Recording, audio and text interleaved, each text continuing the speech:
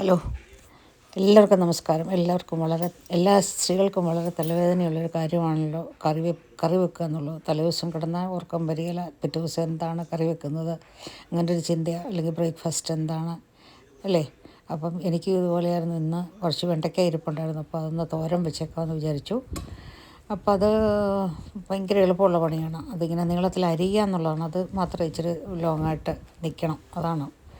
അതിനും ഇപ്പോൾ വഴിയുണ്ട്. നമുക്കിഷ്ടമുള്ള പാട്ടൊക്കെ കേട്ട് പുറത്ത് സ്ഥലമുണ്ടെങ്കിൽ പുറത്തൊക്കെ പോയിരുന്ന് നല്ല കംഫർട്ടബിളായിട്ടിരുന്ന് നമുക്ക് ആരാംസെ ഇതരിഞ്ഞെടുക്കാം. അപ്പോൾ ഞാനും ഇന്ന് പുറത്ത് പോയിരിക്കാം. അവിടെ ഒരു ഊഞ്ഞാലുണ്ട്, അതിൽ ഇരുന്ന് ഒരു പാട്ടൊക്കെ കേട്ട് പ്രകൃതി സൗന്ദര്യമൊക്കെ ആസ്വദിച്ച് പതുക്കെ സൗകര്യപ്രദമായിട്ടിരുന്ന് അരിയാമെന്ന് വിചാരിച്ചു.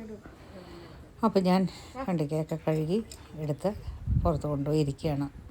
വെണ്ടയ്ക്ക ഇങ്ങനെ നീളത്തിലാണ് അരിയുന്നത്. നീളത്തിലിങ്ങനെ സ്ട്രൈപ്സായിട്ട് അരിഞ്ഞിട്ട് അതിനകത്ത് തേങ്ങാപ്പൊടിയും കുറച്ച് പച്ചമുളക് അരിഞ്ഞിടണം, കുറച്ച് ചെറിയ ഉള്ളി അരിഞ്ഞിടണം, ഒരു ചെറിയ പീസ് ഇഞ്ചി അരിഞ്ഞിടണം, കുറച്ച് കറിവേപ്പില അരിഞ്ഞിടണം, ഉപ്പ്, ഇതെല്ലാം കൂടെ ഒന്ന് നന്നായിട്ട് ഇളക്കിയ ശേഷം പാൻ അടുപ്പത്ത് വെച്ച്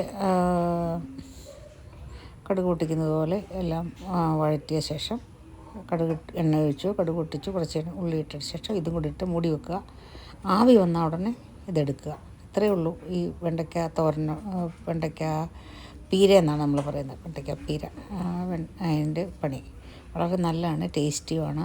ഇത് അരിഞ്ഞെടുക്കുക എന്നുള്ളൊരു പണി മാത്രമേ ഉള്ളൂ. അപ്പം ഞാൻ പറഞ്ഞില്ലേ, ആ ഒരു പണി നമുക്ക് നിന്നുകൊണ്ടൊക്കെ ചെയ്യണമെങ്കിൽ ഒത്തിരി സമയമെടുക്കും. അപ്പം നമുക്കിരുന്ന് പാട്ടൊക്കെ കേട്ട് പ്രകൃതി സൗന്ദര്യമൊക്കെ ആസ്വദിച്ച് നമുക്കിരുന്ന് ചെയ്യാം. അങ്ങനെ ഞാൻ ഇന്ന് ഒരു വെണ്ടയ്ക്ക തോരൻ വെച്ചു, വെണ്ടയ്ക്ക പീര വെച്ചു.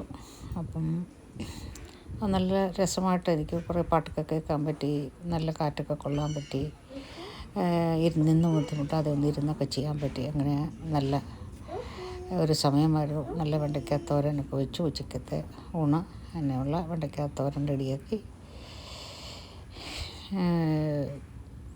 അങ്ങനെ ഞാൻ പുറത്താണ്, അടുപ്പും പുറത്താണ്. അപ്പം പുറത്ത് നിന്ന് അത് കുക്ക് ചെയ്ത് കയറിപ്പോന്ന് വന്നു. അപ്പോൾ ഇന്നത്തെ കുക്കിംഗ് എനിക്ക് വളരെ സന്തോഷമായി.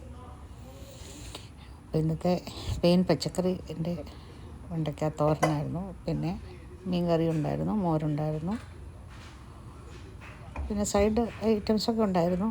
എന്നാലും ഇന്ന് കുക്ക് ചെയ്യേണ്ടത് ഇതായിരുന്നു. അപ്പോൾ ഞാൻ കുക്ക് ചെയ്യുന്നതൊന്ന് കാണുക.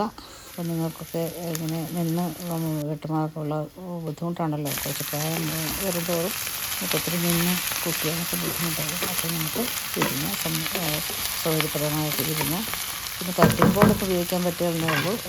ഞാനൊരു കയ്യിൽ ഗ്ലൗസൊക്കെ ഇട്ടാണ് പോയി അരിഞ്ഞത്.